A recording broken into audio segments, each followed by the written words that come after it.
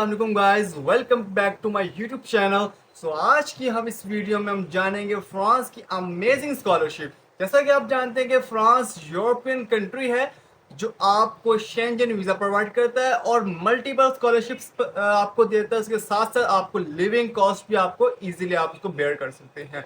और फ्रांस में आपको पता है कि फ्रेंच बोली जाती है और फ्रेंच किस लिहाज से मशहूर है आप जानते हैं। तो आज की हम वीडियो में जानेंगे फ्रांस की उस अमेजिंग स्कॉलरशिप के बारे में जिसका हर एक को इंतजार रहता है। तो चलते हैं, अपना नाम है अमाइल और आपको दिखाता हूँ फ्रांस की अमेजिंग स्कॉलरशिप की डिटेल्स।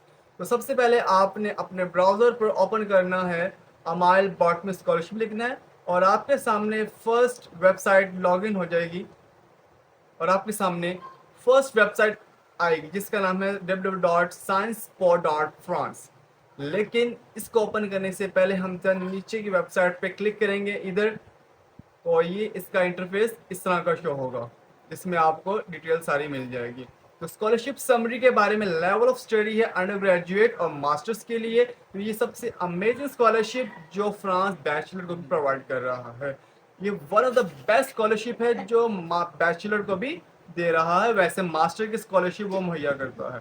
देन इंस्टीट्यूट का नाम है साइंस पो एंड स्टडी है फ्रांस में। तो program period undergraduate 3 to 6 years का है और मास्टर 1 to 2 ईयर्स का है। तो डेडलाइन की बात की जाए, डेडलाइन है 3 दिसंबर मास्टर्स की और 22 फरवरी है अंडर ग्रेजुएट की। अगर इसके हम ऑफिशियल वेबसाइट पे जाएं तो ऑफिशियल वेबसाइट में भी ये सारी डिटेल्स मिलेंगी। तो ऑफिशियल वेबसाइट का लिंक हम ओपन करते हैं अभी। ऑफिशियल वेबसाइट का लिंक ये है, जब हम इसको क्लिक करेंगे तो हमारे सामने किस तरह का इंटरफेस शो होगा। जैसा कि आप जानते हैं यहाँ पे get started, study, fees and funding के बारे में आप जानेंगे, लिविंग के बारे में और गेट इन्वॉल्व इसके जो इंस्टीट्यूट्स हैं जो इसको फंडिंग कर रहे हैं उनके बारे में आप जानेंगे। या एलिजिबिलिटी क्राइटेरिया में अगर हम देखें कि to be eligible for scholarship student must be first time applicant. जो स्टूडेंट है वो फर्स्ट टाइम होना चाहिए, उससे पहले उसने ये अप्लाई ना की, और वो नॉन यूरोपियन यूनियन होना चाहिए, यानी कि वो हम जैसा बंदा होना चाहिए जो यूरोप का ना हो। ठीक है। देन उसके नीचे जो वो स्टूडेंट्स हैं जिसके लिए एलिजिबल नहीं है, स्विस और नॉर्वेजियन स्टूडेंट्स। ठीक है। Candidates who have dual citizenship including European citizenship. Okay. तो candidate from Quebec from master degree और candidate for joint master in journalism and international affairs and for master in journalism, ये सब इसमें eligible नहीं है। तो इसकी एलिजिबल कौन है? फर्स्ट टाइम एप्लीकेंट्स की एलिजिबल है। सिलेक्शन क्राइटेरिया क्या है? This scholarship is awarded based on merit and according to type of profile sort for this programme.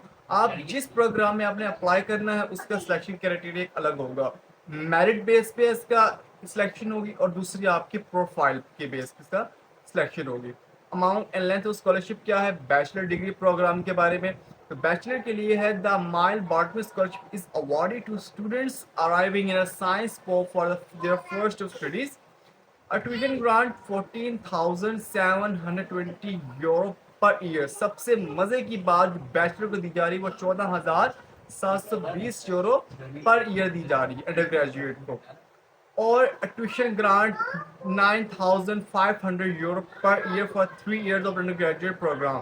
ये डिफरेंट उन्होंने क्राइटेरिया के हिसाब से, जो फर्स्ट क्राइटेरिया में आएगा उसको 14,720, सेकंड में आएगा उसको 9,500, जो थर्ड में आएगा उसको 6,500 यूरो पर ईयर दिया जाएगा। अगर इसको पर ईयर है तो 3 इयर्स का बैचलर होता है, 3 इयर्स के बैचलर से आप 3 ईयर्स से इसको मल्टीप्लाई करें तो आपको इतनी ट्यूशन ग्रांट आपको मिलेगी।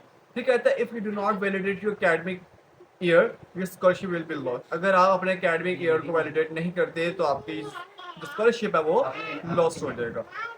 If you have been granted a scholarship and decide to defer your admission, your scholarship will be lost. Okay.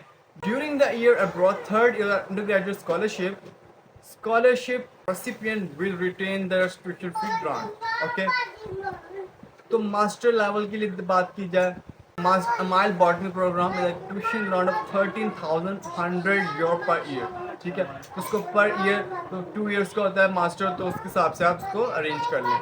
वही सारा आप अकेडमिक या आप वैलिडेट नहीं करते तो ये स्कॉलरशिप आपको लॉस्ट हो जाएगी। देन हाउ टू अप्लाई, तो उसमें अप्लाई कैसे किया जाएगा? Undergraduate college first time applicants होंगे, वो कैसे करेंगे? From foreign secondary school must indicate that they applying to Emile Boutmy scholarship in the financial information section of the Sciences Po application. Okay, फिर कहता है please note that we might ask applicant to provide proof of income. आप इनको proof of income और document जो होंगे जो आपकी फैमिली की सिचुएशन को जाहिर करेंगे, like income returns, income certificate, tax return, आपके पेरेंट्स की पे स्लिप्स और अनएम्प्लॉयमेंट बेनिफिट्स, जो भी हैं डॉक्यूमेंट्स रिलेटेड टू आपकी फाइनेंशियल इंफॉर्मेशन, आपको ये डॉक्यूमेंट्स आपको इनको प्रोवाइड करने हैं। ओके, फिर master level first time applicant, वही सब क्राइटेरिया, लेकिन इन्होंने applicant must also attach if क्या कि वो उनको वही फाइनेंशियल डॉक्यूमेंट आपको अटैच करने हैं। और अगर नेसेसरी होगा कि इस प्रोग्राम की रिक्वायरमेंट में कि टेस्ट देना है तो वो लैंग्वेज टेस्ट भी देना होगा। Okay, candidates currently in depth from under graduate college and master, तो ये सब डेडलाइन, अब ये सब इंफॉर्मेशन जो है डिटेल पढ़ लेना कि क्या है कि आपकी सीवी, ठीक है, आपका जो है तमाम डॉक्यूमेंट्स आपको वो अटैच करने होंगे।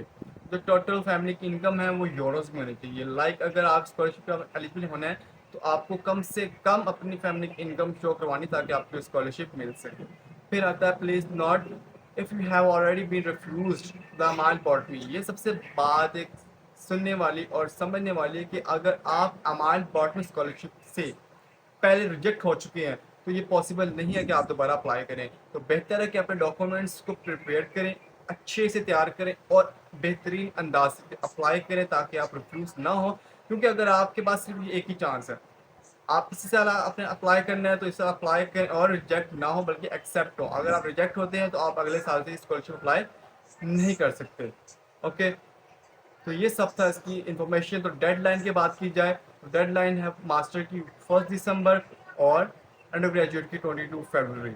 ओके, तो ये कुछ फ्रिक्वेंटली आस्क्ड क्वेश्चंस हैं कि फर्स्ट क्वेश्चन लिखा है I do not want to apply to Sciences Po but only for the Emile Boutmy scholarship, is it possible? तो इन्होंने साफ लिखा है कि भाई no, this is not possible. आपको पहले बैचलर और मास्टर प्रोग्राम में साइंसेस पो में आपने एडमिशन लेना होगा तब आपकी स्कॉलरशिप कंसिडर होगी। फिर कहते हैं how can apply for the Emile Boutmy scholarship, मैं कैसे अप्लाई कर सकता हूँ? कहते हैं अगर आप अप्लाई करना है तो आप ये link click complete this form, इसको क्लिक करेंगे। अगर मैं इसको लिंक क्लिक करता हूँ तो ये वीडियो बहुत लंबी हो जाएगी, लेकिन इन शॉर्ट मैं आपको बताऊँ कि आपने इस फॉर्म को क्लिक करना है, जो जो डॉक्यूमेंट्स मांगेंगे उसको आपने प्रोवाइड करने हैं।